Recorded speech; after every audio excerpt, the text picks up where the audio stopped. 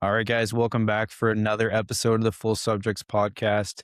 Today, we're going to talk about two kind of big headlines in the markets, or I guess in the real estate market, that is. So, two big things that came out last week, as of the time when this will be released, was a Bank of Canada announcement, which those tend to be kind of anticlimactic these days, but we're going to take a little bit of a deeper dive into that, as well as some potential changes to the stress test, and specifically a big announcement that came out last week as well. So we'll jump right into those. But before we do, Austin has some really exciting things to say. Go ahead, Austin. Just first off, I giggled at your Bank of Canada announcements are anticlimactic, where it used to be like planning months of episodes around the Bank of Canada announcements. Anyway, Exactly. as always, this podcast is for informational purposes only. It does not constitute any legal, investment, financial, tax, or any other advice. It's not intended to cause or induce breach of any existing agency agreement. Cole, take it away. All right. Austin's got that thing memorized now, guys, which is very impressive. I'm even able to look in the camera when I say it, as opposed to read it off a sheet of paper, like I know, a right? web doc. Not a big deal. Anyway, enough about the one-liner. You hop into it. Let's do it. Yeah. So as I mentioned, two major headlines. Bank of Canada held rates, which wasn't a surprise at all. Quite frankly, I don't think there was anybody expecting them to raise or to lower rates. But why I believe this is important is because we're kind of expecting things to just stay where they are now for a little while. And I think there's something that needs to be said about that. And I also want to talk about some predictions about, okay, what's going to happen next if they do make a change to rates. So, Austin, big things we're going to cover are how do things look right now? Like I said, where are we going? And we'll kind of get your insight on maybe how that plays into buyer sentiment, how the market can kind of react to some stability, hopefully. But yeah, and then the other headline we'll talk about is OSFI, and whether or not they're going to remove the stress test. So we'll get to that in a second. I don't want to drop the big news yet, but we'll get to that. So let's start with the Bank of Canada rate announcement, though. So, Austin, as I mentioned, rates held. Looks like things are probably going to stay more or less as they are for now.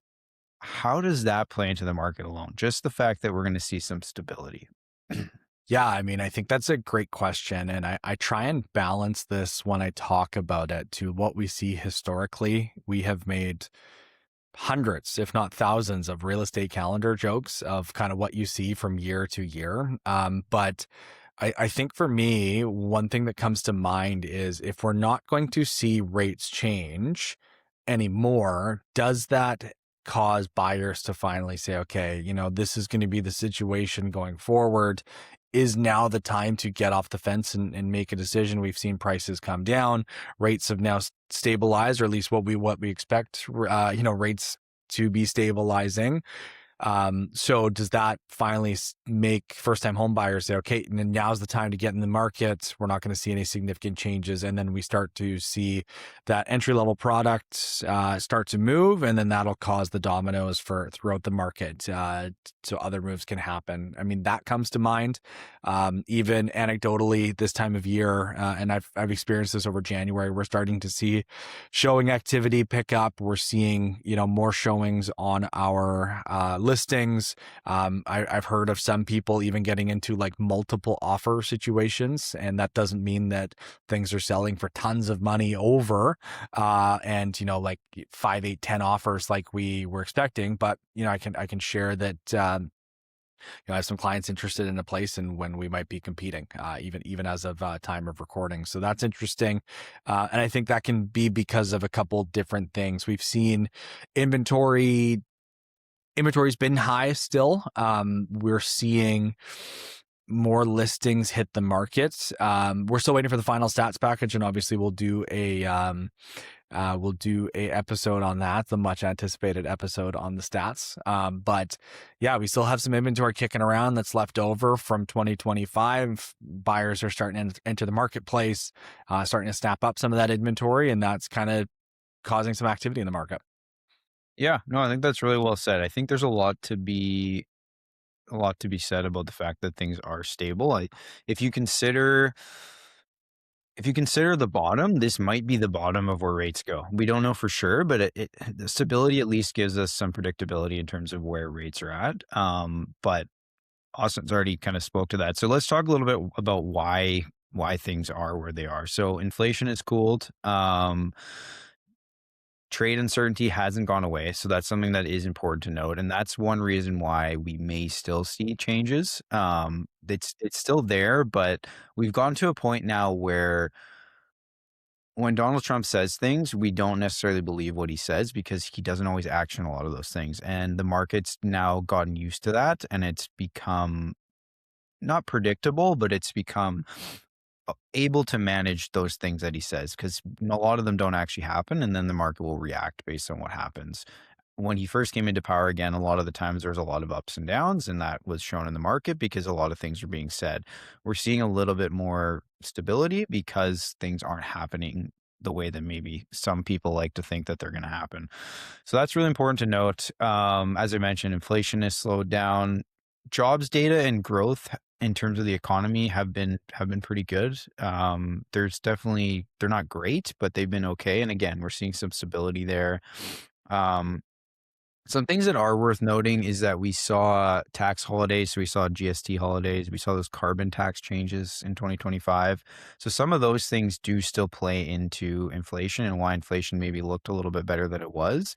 Now, what I'm trying to say here is that just because we're seeing some stability right now doesn't mean it's guaranteed forever. There is some underlying factors at play that we have to consider.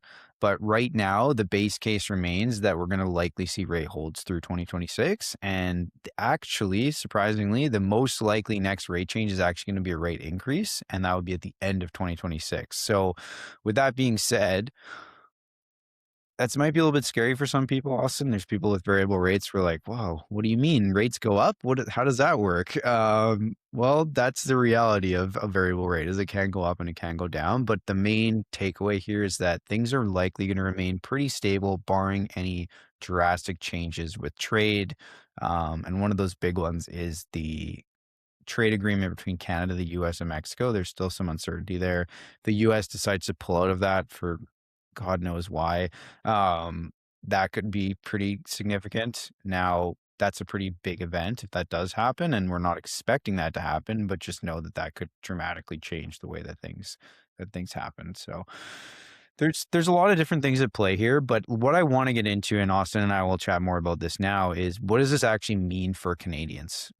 And what does it mean for homeowners, for buyers, as well as for businesses? Because those are the people that we're trying to talk to here, and those are the people that we're trying to offer some advice to here. So as I mentioned, variable rate holders, don't expect any quick relief in terms of further rate cuts. It's likely things will stay the same, might even increase, which is okay because it means that we're going to see some stabilities. Now for buyers, Austin, rates are likely stable, like I mentioned to you before.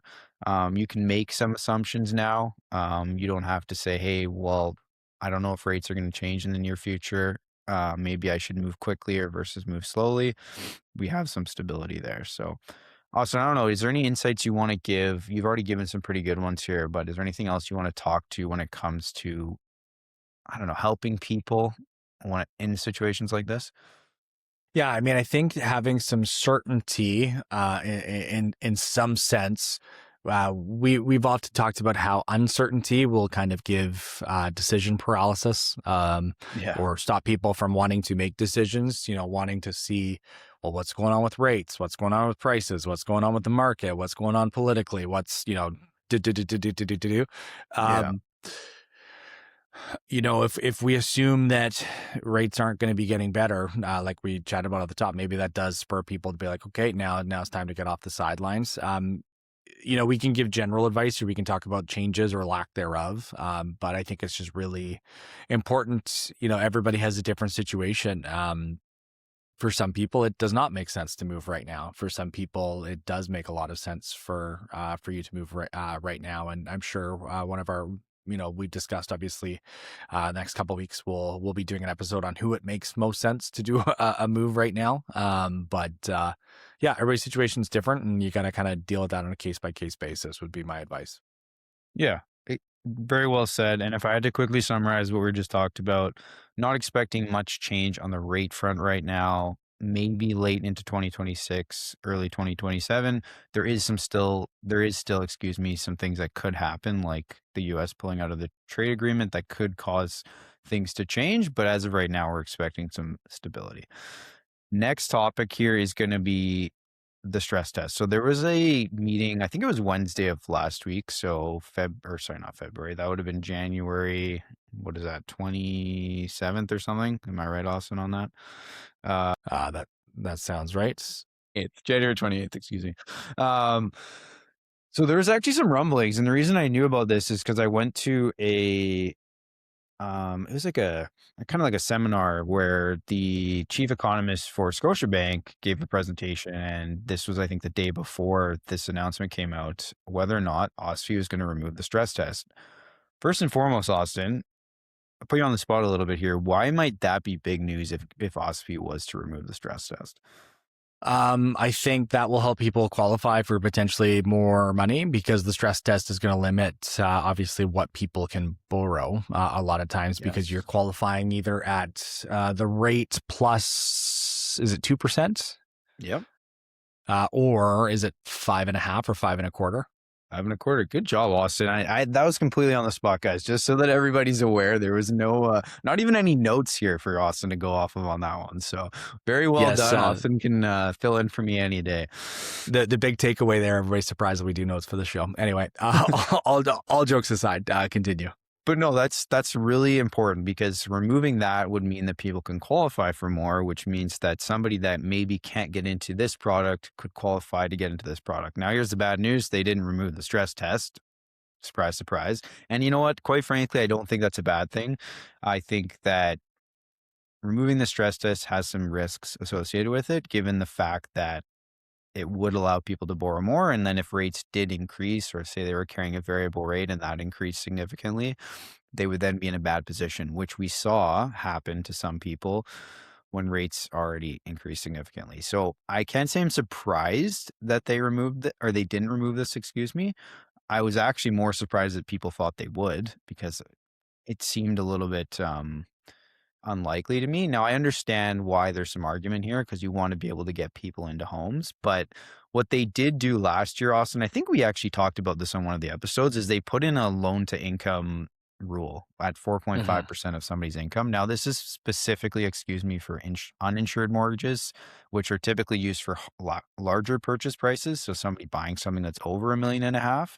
But the reason they do that is because they don't want people to be stretched too thin. So that still applies. And OSFI basically said, look, we're going to keep this in place. It's been showing good success in terms of it's not putting people in bad positions. We're not in a position where we can remove the stress test right now. And they didn't really indicate that they were going to consider it in the future. They just said, look, this is not the time to do it. We don't want to take on more risk. And keep in mind, OSFI is the I'm trying to remember what OSFI stands for. I believe I said this to you recently, Austin, and it always escapes me. But the Office of the Superintendent of Financial Institutions, or something along those lines. Basically, they're trying to make sure that banks don't take on too much risk so that catastrophic things happen. Canadian banks fail, we're going to have issues. These regulators need to make sure that these banks are following these rules so that we don't have major economic issues if these banks can't pay back their loans.